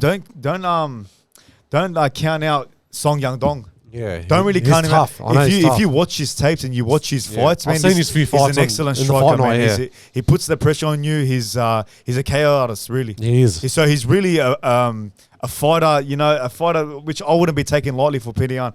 But there's a stat. So Peter Yan has one win in the past 5 fights. Yeah. To Song Yadong has 1 loss in the past 5 fights. Wow. So look at it, man. It's a 50-50. It's the polar opposites. Yeah. 1 win to 1 loss in the past 5 fights. So for my prediction, I'm saying I don't even know. Song Yadong. I'm saying Song Yadong wins round 2 KO. Wow, that's. I'm going to say KO. That's right. Because when you look, Peter Yan wasn't the same after that the DQ win or DQ loss against Peter Sterling. Remember with the knee when he was champion. Following that fight, look, as I said, he's won 1 fight in the past 5 fights. Wow. That's what I'm saying. He hasn't been the same. Yeah. And I feel like Song Yadong has something to prove. Really. And I feel like he just, mauls him. That's my prediction. Round 2 it's going to be a tough fight. That's going to be a good fight. Yeah. It's going to be a very good fight. But moving on, Gilbert Burns versus Jack Maddalena. The Aussie fighter. He was on our plane. That's what I was about to say because, when we're sitting us 4 on the same road. Yeah. And then I was turning around because I saw those 2 other blokes that were talking to us. On our way to Perth, on the way to Perth. Yeah. But I just didn't know that Jake Della Maddalena was behind me. He was actually right behind. You know how I noticed? And who else was on our same flight? Tai Vasa, man. I was very surprised. About Jack Maddalena, because I remember walking out, going to the baggage claim. I look behind me. Yeah. I'm like, why is this bloke wearing a Venom UFC shirt? And I didn't look at his face. I looked at his shirt first. Then look up. I'm like, is that Jack Maddalena? Then I see the guy hold the iPad that says UFC. Oh my God. I didn't tell you this. You didn't tell me that. I saw Ty when he was walking past us. And then Tai Tuivasa was with him. That's right. So like Tai Tuivasa and Jack Maddalena was on our flight. But anyways, let's talk about this fight. Gilbert Burns versus Jack Della Maddalena in the welterweight division. Yeah. Look, I want to get your opinions about it first. How do you think this fight unfolds? I think Jack Della Maddalena. Sorry, I can't even say his name. It's a tongue twister. Yeah, it's hard to say, but he's a good fighter, bro. He's actually getting better every single time. Like when he's fighting in the octagon, he's actually proved himself in the fight nights as well. Yeah. A few fights, but Gilbert Burns, I don't know. He's just not good enough for me, bro. Look, Maddalena is on a 16-fight winning streak right now. Yeah, he's actually carving it up in the welterweight division. And Gilbert Burns has fought top-level opponents. Yeah. Look, just to name a few, Neil Magny, Stephen Wonderboy Thompson, and Tyron Woodley throughout his whole career. He's not some pushover bloke that is going to get Maddalena is going to get an easy win over. Gilbert Burns is still up there. He's on the older side. Maddalena is not. Yeah. But yeah, man, I feel like he's on a roll right now, Jack Maddalena, and I feel like he's gonna be a force in that. He's already a force in that welterweight division. He actually is. Yeah. A lot of people are saying he's not gonna win a world title because of the competition in that division. But in my opinion, I feel like he will one day win a title in the welterweight division. He probably will very soon. Don't count out Jack Maddalena. Of course. It's only the start of his career. It is. But for a prediction, I'm saying Jack Maddalena wins unanimous decision. I had the same thing as well. So I feel like he goes distance. I think distance. Yeah, it's gonna go just because of that experience with Gilbert Burns. I feel like he's not gonna be able to knock out Gilbert Burns. Exactly. So I think I'm expecting that it's going to go all 3 rounds. Yeah. But I think he'll win by unanimous decisions. Like I'm expecting hard punches. I'm expecting good kicks. even by the rib, by the back as well. I mean, by the head, sorry. Yeah. Even a takedown as well, because he has a good jiu-jitsu in him as well. Yeah. So I think Jack's going to win this. He's just going to apply that pressure like he always does, He's man. going to pressure him hard from the beginning. I love watching his fights. End, yeah. I really do love watching his fights. But moving on, Kevin Holland versus a debutant in the UFC now, Michael Venom Page. He's from Bellator, made his name in Bellator. Now Dana White has signed him over to the UFC. Yeah. How do you think this fight unfolds? Well, that's a good move for Michael Page coming into the biggest MMA promotion of them all, I would say. I think he will step up. I know he has a lot of good fight ability in him. But with Kevin Holland's been there, you know. Kevin Holland can get you out of there within round 1 or round 2. Yeah. So you're going to expect the unexpected. But for my prediction, I think Kevin Holland is going to defeat Michael Page TKO by round 1. Yeah, all right. Yeah. Okay. So I know he's a debutant, but you got to see the experience. So same Page to win. Kevin Holland. Kevin Holland. Yeah. My opinions on this fight. Look, Michael Page. Let's talk about his character first off. Yeah. He has that personality about him. If you watch these Bellator fights, you know, on his ring walk, he's always extravagant. He's always doing something in that ring. He's a showman. So that's what I like about Michael Page. Yeah. But in terms of the fight, Page is a heavy hitter. He's knocked out a lot of opponents. Yeah. Like I don't know what the stat is, but he has a lot of knockouts under his belt. He's more technical than Kevin Holland, in my opinion. I think he is, a lot of fight fans would say that. Yeah. And Holland is a better grappler, but he is. Although, because if you watch Page's previous fights, he doesn't really go to the ground, doesn't really have a lot of submission wins. Yeah. And I feel like he struggles on the ground, but that's where I feel like Holland does have that advantage. And also, Holland has fought better competition. Him also being in UFC. UFC is the top of the top. You're going to fight the best. So I feel like Holland has that advantage there. But for a prediction, look, I'm siding a Kevin Holland win. Yeah. Unanimous decision. Unanimous. That's all right. 100%. I could... Look, I'm going to backcheck on what I said 100%. I feel like it's going to be a tough fight. But I wouldn't be surprised if Page wins. Yeah, that's going to be very surprising. But I feel like a unanimous win. Yeah, well, that's why I put TKO. Yeah, for Kevin Holland. Yeah. But moving on, look, co-main event time. This is a scary Dustin one, Poirier versus Benoit Saint Denis. Dennis or Denise? No, Benoit Saint Denis. Dennis? Is it Dennis? Benoit Saint Denis in the lightweight division. How do you think this fight unfolds? Well, you got to understand Dustin Poirier lost against Justin Gaethje, the last fight. But Benoit Saint Denis, that spinning kick or that front kick that he defeated, I don't know, I can't remember who was the last fighter. That scared me. I was actually watching him with my mates in the garage. I was like, what the hell did I just see? And now this is going to actually scare the shit out of me when it comes to this fight against Dustin Poirier. I know Dustin Poirier is a strong fighter. Yeah. But bro, you got to watch out Benoit Saint Denis, bro. He's gonna come out you firing. He's gonna pump you. Like he's gonna pump you from the beginning. I think he's 6 years younger than Dustin Poirier. He's still young and too. He's still young. He's still trying to make his name in that lightweight division. But look, as you said, Dustin Poirier is coming off a KO loss against Justin Gaethje. Yeah, that was a bad one. We've seen how hard it is to recover after a KO. We've seen with Alexander Volkanovski how back-to-back KO losses, it's hard to come back after you've been knocked out. 100%. So I feel like Dustin Poirier will struggle in that way. Yeah. But look, Dennis, man, he's the scary. He's on a 5-fight winning streak. Yeah, he's on a 5-fight winning streak. So he's dangerous. So he is really dangerous. And at the same time, he has the ability to finish opponents early. That's another thing I will give. That's Dennis. What you got to watch out for. So if I was Dustin Poirier, I'd be a bit scared. I would be a bit scared because it's also. I'm not saying Dustin Poirier doesn't want it anymore, but I feel like Benoit Saint Denis wants it more. So I feel like that's why he'd get the advantage over Dustin Poirier. For a prediction, I'm saying Dennis to win via submission in round 3. I feel like he finishes Poirier. Yeah, look, that's my feeling, bro, because it's just that Benoit Saint Denis is very tough. Yeah. He's tough as nail. But Dustin Poirier, I know I'm a big fan of Dustin Poirier, but I just can't see Dustin Poirier is going to win this fight, bro. I feel bad for this bloke. Yeah.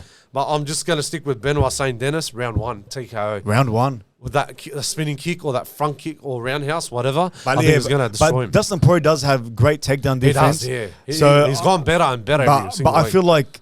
I feel like Dennis will find a way. I think he will. But if Poirier does put that pressure onto him, and because we know how good Dustin Poirier's boxing is, elite. He has one of the best boxing in the UFC. but he could win him, win against him on the feet. Yeah. But this is another hard fight. But I feel like Dennis just, I don't know. I feel like something in me says he's going to win it. Yeah, guaranteed. But now main event time. Something we've all been waiting for. Yeah. Sugar Sean O'Malley versus Marlon Vera in the bantamweight division, part 2 for the bantamweight title. Yeah. What do you think about this fight? This is an exciting fight. Yeah. Look, well deserved to Sugar Sean O'Malley when he won the fight against Sterling, the Jamaican fighter. Yeah. He's got everything in him, bro. He's got all the tools. He's ready to go. He's pumped. Marlon Vera, bro, actually proved a lot himself. I know he did struggle, bro, and plus, like, about, behind the scenes when he was talking about, like, his daughter, she's sick and all that stuff, which is really understandable. Like, you got to give good credit to him. Yeah. And I know he's a family man too. They're both tough fighters and both family people. But the end of the conclusion is, I don't know who's going to win this fight, but I got a good feeling that Sugar Sean might just win it by split decision. I think this is going to go 5 rounds straight. Yeah. I think it's going to be saying split decision. Yeah. Look, considering the first fight, as much as Sugar Sean likes to say in his head he's still undefeated, he lost that fight. He claimed to have nerve damage that would ultimately his leg gave out, and then obviously Vera got that the TKO win, the KO win over him. That first fight, that was the story behind it. Now they got to settle the score now, man. And now if Sugar Sean wants to talk all that talk, he's got to back it up. If you truly think that was a fluke or in your mind you're so undefeated, you got to mold this guy. But in terms of the fight, man, this is. Not to mention Sean's first title defense after KOing Sterling. Yeah.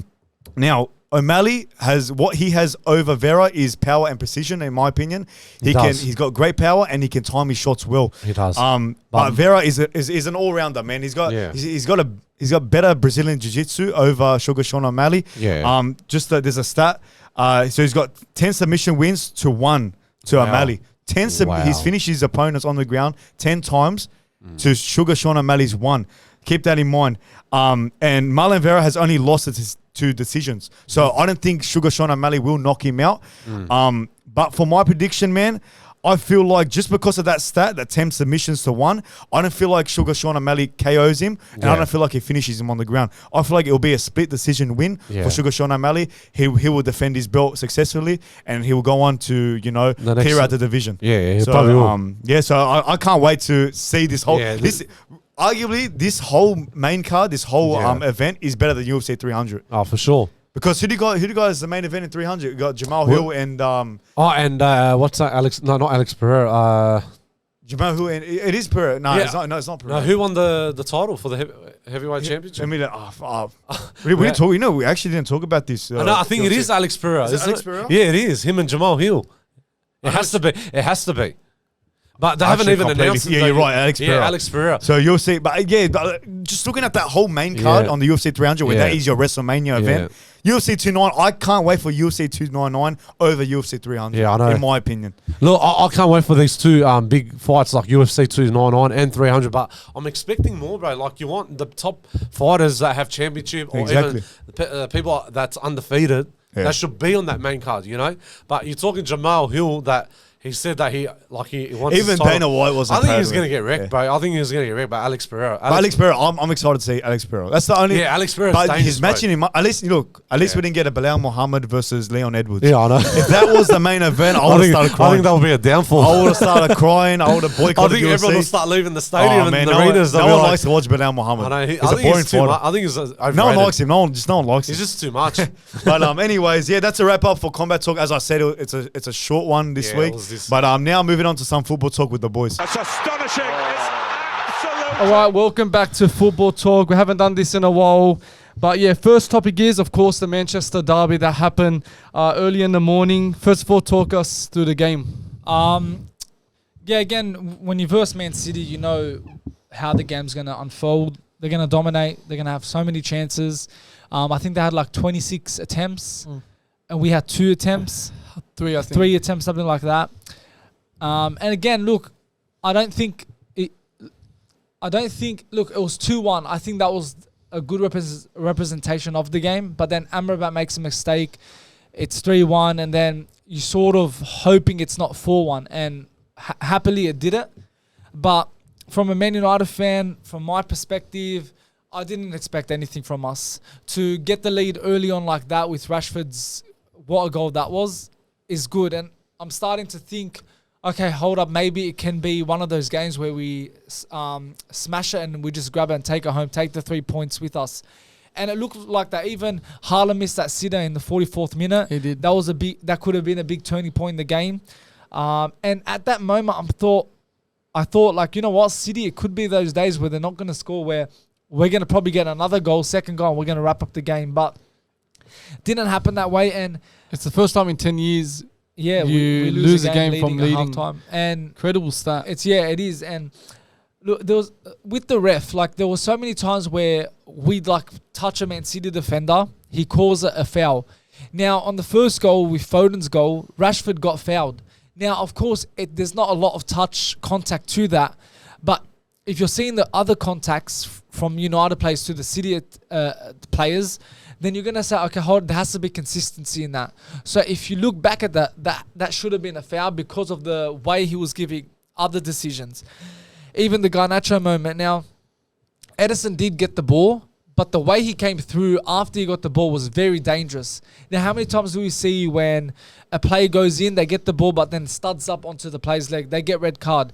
So right there, I think that should have been a penalty because he went like bang in, like he did not stop. He just tackled him, got the ball, but then he got his leg. So for me, that was a penalty. And as I said, because he came through, he followed through. Yes, he got the ball, but if you see a lot of decisions where they touch the ball, if they follow through and get them and it's dangerous, then, you know, sometimes it can be a red card, sometimes it's a penalty. And at that moment, that was a penalty. Not saying that was going to change the game, you know, we would have got a point. But again, it's those little moments where we're getting fouled and the ref's not picking that up. And then that's why I'm questioning the consistency of, you know, these referee decisions. Now, like top 4 is looking now a bit, not, I wouldn't say more like unlikely. It's leaning, it's going to unlikely. It's like in the middle in a way. But yeah, look, I reckon it's still not over yet. I think if Højlund was to come back, I think he's your goal scorer. Like he's been on top form for the last 2 months, I'd say. Yeah. And scoring goals, I think he's 7 goals, 8 goals this year so far. So he's been a real key player for you in the second half of the season. Big miss. And if he was to come back, maybe that would allow United to get that form back to where they were a couple of games ago. And I wouldn't say Spurs are. I think Villa, they're going to be in the top 4. They are really looking good. Ollie Watkins has been amazing this year. Could get player of the season. But Spurs, there's always a moment for Spurs. Look, I think they were a bit lucky against Crystal Palace. They have been a bit lucky this season. Were good in the first half, but second half, of course, they scored 3 goals and just the quality got them the 3 points. But I wouldn't say it's over for United yet. Still, I think 12 games left or 11 games left. Something like that. So anything can happen. You're only 9 points behind them. But they got a game, in hand. No, we're 6 points behind them, and they got a game in hand. That could push it to 9 points. So, look, anything can happen. Spurs, like I said, they can have 3 bad games, 3 defeats. You could have 3 wins, maybe a draw in it, and there it shifts to 2 points, 1 point behind them. So it's not over yet. I think Spurs won't do, you know, a Spursy thing. I think lately their luck's been going with them. Like I feel they're losing 1-0, but they're winning the game at the end. And I think that's what Ange has brought, you know, that resilience. They're bouncing back. They're not defeated until the game's over. And that's why I think this Tottenham side is a new Tottenham side. It's not like the old Tottenham where, you know what, our Spurs are going to drop points. I think this Tottenham side is strong, and I don't think they're going to do what Spurs usually do and bottle it. I think they're going to be fighting for that 4th spot, and worst case 5th spot, they can still get Champions League. But with Man United, I think it's slowly becoming a tough task because, again, their game in hand, they beat Chelsea 9 points, and 9 points with, like, again, 12 games to play, it's a big task to do. And again, I'm a bit concerned with that. A lot of fans are saying, you know, Ten Hag, this will be his last year. But if you really think about it, like, he even said that when we got our full strength team, we're a very good team. And you saw it when we versed Wolves, we were exceptional. Yes, it was 4-3, but I don't think that reflects how the game went. We beat West Ham 3-0 with our full team. So again, when he says it, he's saying the truth. And now if we got rid of him, another man is going to come in with the same players they're gonna, they're gonna improve. They'll play good. The manager says, you know what, let's keep these players, and eventually they'll down tools. The same thing happens again. So I think we've got to stick with the process. Stay with Ten Hag. Give him at least another year. With Ineos now as the new owners, like part-time owners, he can get in the players he wants, take like 10 players out, like those players that we just don't need. Like, I won't get rid of Rashford because again, he's a Man United like born and bred, you know what I mean? But again, if he's not delivering, I wouldn't be upset if he got sold. Bruno Fernandes is someone I'd keep. You know, as I said, there's a lot of players that need chopping and changing. We need to fix this whole team.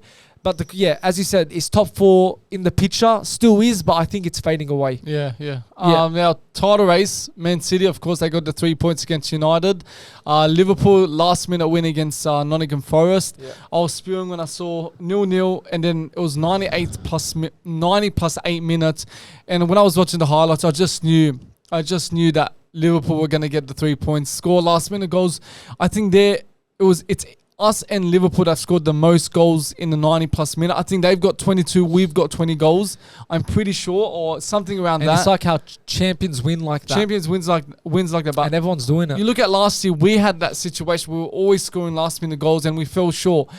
But just something about this Liverpool team, I just don't see them dropping any more points. Like, they've got City this week, and they do have a good record against them at Anfield, and City do struggle. And we were talking about that 2 days ago about City. It's make or break for them. They need to beat United. They need to get a result against Liverpool, and they need to beat Arsenal. That's their next 3 games. Then they have Villa too, I think. Villa too. So they've beaten United. Now, if they were to beat Liverpool, let's say draw against Liverpool and beat Arsenal, I think City will go on win on the title. Yeah. So City, I think they're still the favourite, but something's telling me the position Liverpool's in, I think they've only got City as their hardest game, and they've also got to go to United in a couple more weeks. Tottenham at home. And they've got Tottenham at home, but I think they can beat Tottenham at home. They're not a problem, but United away will be tough. Yeah. Because, of course, you always look at back 7-0. That's always going to be in the head of the United players.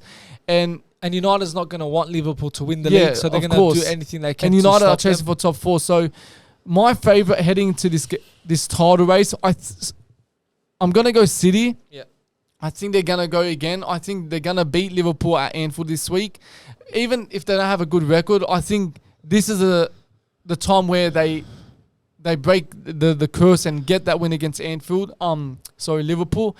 Because you look at, I think Liverpool, like we said, they've been riding their luck a bit, and I think now's the time. I think City's going to expose where they've been struggling. I'm not sure if Salah's going to be in time for this game, will he? Because he's missed a few games. I think he will make it. It's City. I think he'll push through and make it. But I do think City. Look, Haaland hasn't been in form. Like he's scoring goals. Yeah, 5 goals, but I still think last year he didn't miss big chances. Like, you look at the miss he missed against United. Yeah, that was a big miss. Yeah. And that could have cost them if he didn't score that. But luckily they've got quality for them to win the game. So I'm still edging City to win it. I think Arsenal will finish second. I would love to say Arsenal win the league, but I just don't see it happening because we've still got United away. We've got City away, which I think we'll lose that game. And yeah, we've got a few experienced players and leaders. We've got Declan Rice, Jorginho, Saliba's in the team. So there's a few players in the squad that can help us get at least a point at City. Yeah. But still, it's going to be a very difficult challenge for us to get anything at City. So that's why I put us behind City. I do think we'll finish above Liverpool.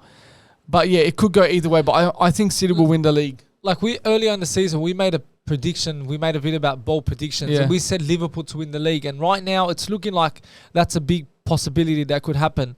Do I think they're going to win it? I feel the only team that can beat City is Liverpool.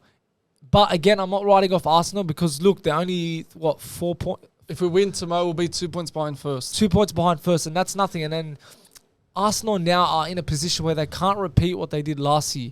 They need to focus, and they need got leaders, which has helped us. Something like what happened last year can really improve them, and show their resilience. And again, they missed out on Champions League that 2 years ago. They bounced back to that.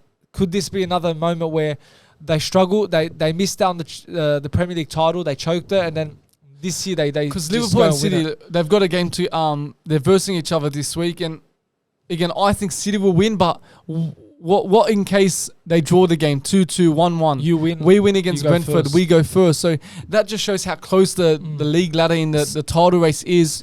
That win against Brentford and City and Liverpool dropping points, who knows, that could give us that motivation that we're almost there, and that could help us get that title, that championship trophy. Like, I think personally, I still say City winning it. Yeah, me too. 100%. But again, it's not 100% convinced that they're going to win it. I just feel because they're used to winning the comp, the Premier League, the title. They haven't lost in like 10 games. They know what it takes, and if they do win it, they'll be the first team ever to go 4 Premier League titles in a row, which is impressive. But let's move on to Champions League now. Do you think Arsenal are going to exit early, especially now with them 1-0 on aggregate behind against us Sporting? I think we'll make it. Could this be another because you look Arsenal at Europa League moment? Like, the only thing I've got against Arteta is that I don't know why we seem to get out of cups very early. Like FA Cup, we've said a couple weeks ago when we were in the FA Cup and the Carabao Cup. Carabao Cup, we've got out quarterfinal, round 4, round 5 so early on. FA Cup, same thing. When we're in these European competitions, we get knocked out straight away. You look at Olympiacos, you look at last year or couple years. Was it last year? We got knocked out early on. Always get knocked out. Yeah, and now you look at this Porto. I do think the Emirates Stadium 2 years ago is completely different to what it is now. So I think the fans will get behind the team. It's only 1-0. I don't think it's a massive blow. Yes, it is, because we could have head into the Emirates game, the Champions League game 0-0, and that would have helped us a lot. So that us being 1-0 down could affect us in a way. There's pressure on us now that we need to get an early goal. And if we do get that early goal, I honestly think the game's going to open up. I think Porter's going to come to this game, sit back, defend, and just frustrate Arsenal. Yeah. And that's why it's so important. If we do get that early goal, the game's going to open up. And when teams open up against Arsenal at our home ground, things don't go to plan for them. Yeah. We seem to score 4 to 5 goals. You remember the first game of the Champions League on our return, PSV they played their game. They didn't sit back. They were attacking, and that led us to scoring 4 goals. You're versing Porto. Porto. It's Porto, not But PSV, I'm talking about their style. They just kept attacking us. And because they were attacking us, they didn't sit back. We just punished them. We counter-attacked them, and then we scored 4 goals. So this could be a similar situation to Porto. But I don't think we're getting knocked out. I think we'll make it through. I feel Arsenal could have a Arsenal moment in Europe. We've seen Olympiacos, Barcelona. And again, I think there's a big chance that Arsenal won't go through. I think a massive chance that they won't go through. Oh, last year was Sporting. That's right. Yeah. So, it was. And that's why I'm worried that this could happen again. But again, can Arsenal show their resilience and, really push through this one? Because again, the pressure's on them. Yeah. The pressure's not on Porto. The pressure's on Arsenal in front of their home fans to get the job done. And do I think they can get it done? I think if Arsenal are united, are clicked on like they are, because lately they've been scoring 6, 5, 7 goals. I think this game can be wide open. I think they can, be 4-0 up in like the first 40 minutes. That's how I think it can go. But again, it can go wrong where Porto, sneak a goal in, and then that's it. They win it. I want to talk about the Porto game when we lost 1-0. I think we set up in a way that we wanted the point. I don't think we had any intention. Of course, you always have that intention to win the game, but I just don't think the way we were playing, the style was pretty defensive. Actually, I think we were very cautious that we didn't want to concede any goal, which we did for 90 minutes of the game until a silly mistake that led to them scoring. So if we were really playing the way we've been playing, of course, Champions League is completely different to the Premier League and how your team's supposed to set up and how you play. But if we were playing the way we played in the Premier League and had that mindset of winning the game and not fearing what Porto are going to bring, we would have won 100%. But we were just cautious that we didn't want to concede any goal, because say we played our game and Porto scored 2 goals at their home ground, that's going to really affect us heading into the game too. So I think Arteta was strategically thinking what's more important. Of course, getting the win is important, but defending well so we can lay a foundation heading into leg 2, I should say. Again, look, that's a good point, but again, you don't want to, even 1-0 it's not tough, but still you don't want to be behind. You want to do all you can to, get that goal, try and get the win, so then it's easier for you. So in a way, I know attacking more leaves you more open, and Porto can go and sneak 2 goals, which makes it worse. Because they didn't have a lot of chances. Both teams did not have a lot of chances. So then maybe that's why if you read the game, maybe he should have went more attacking, because again, you would have scored 1 goal, you scored 2 goals, you head into the round more comfortable. So you think we'll make it? I'm gonna say Arsenal's gonna make it, but that's not confident yet. Yeah, for me, we have to make it, because if we do get out, like, of course, it's important to make playoffs and the knockout rounds. But if we were to get out this early on in the knockout rounds, we might as well just got knocked out in the group stage. Yeah. That's how I see it. But moving on to Bayern Munich, they drew 2-2 on the recent Bundesliga. Yeah, Bayer Leverkusen just won, and now they're 10 points behind Bayer Leverkusen. Yeah. So Kane, this could be his year again. No trophies. Well, Bayern have like on a 13 in a row streak title, winning the title, something like that. It's a long streak, and I think the title's done. 10 points. Bayer have not lost the game in at all. Competition, which is crazy. Like, this team is the team of the year. This could be. I know it's a Bundesliga, but could this team be one of the greatest of all time? If they do not lose any games until the end of the season, that's the best team in the world. It is impressive, because Arsenal just did in the Premier League. They're doing in all competition. So right now they're in a very good position. But if they were in Champions League, you'll probably think that they'll lose the game. But you can't think like that. Look, Liverpool almost did it in the Premier League. Yeah, and they lost. So I don't think on Bayer Leverkusen's mind, the team and the coach, that they want to go undefeated. It would be nice to, but I think they just want to wrap up that title, because again, no one's won it. Only Bayern have won it for many, many years. So they know how to come back. I think the title is almost gone for Bayern. Yeah. I don't think they're a good team anymore. I don't think they're strong. Like, even when we versed them in the Champions League, they didn't it's not the Bayern of old. And I think Tuchel, he's probably leaving at the end of the year.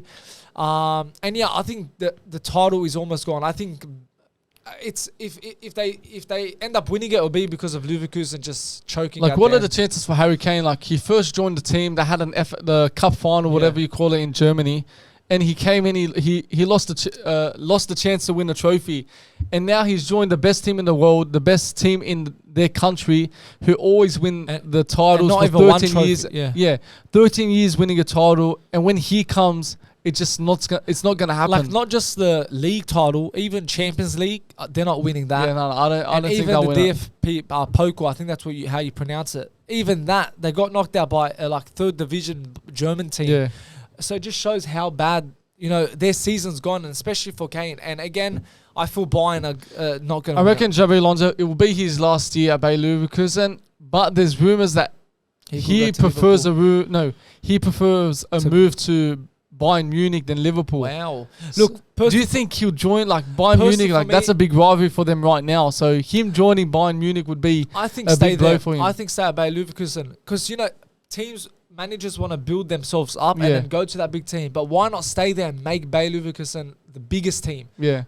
It's even greater. It's possible they could be. And I think, he should stay there. And he's also been linked with a United job. But I think stay there and, build a great team there, because they do have potential. Because he does love Bayern Munich. He's played there. He does love Liverpool. He's played there. Won Champions League from, I'm pretty sure, both teams, if I'm correct. But yeah, I think that's a wrap to football talk, and we'll wrap the pod with the boys. All right, guys, that's a wrap up to the Touchline Podcast, episode 61. Great chat, boys, as usual.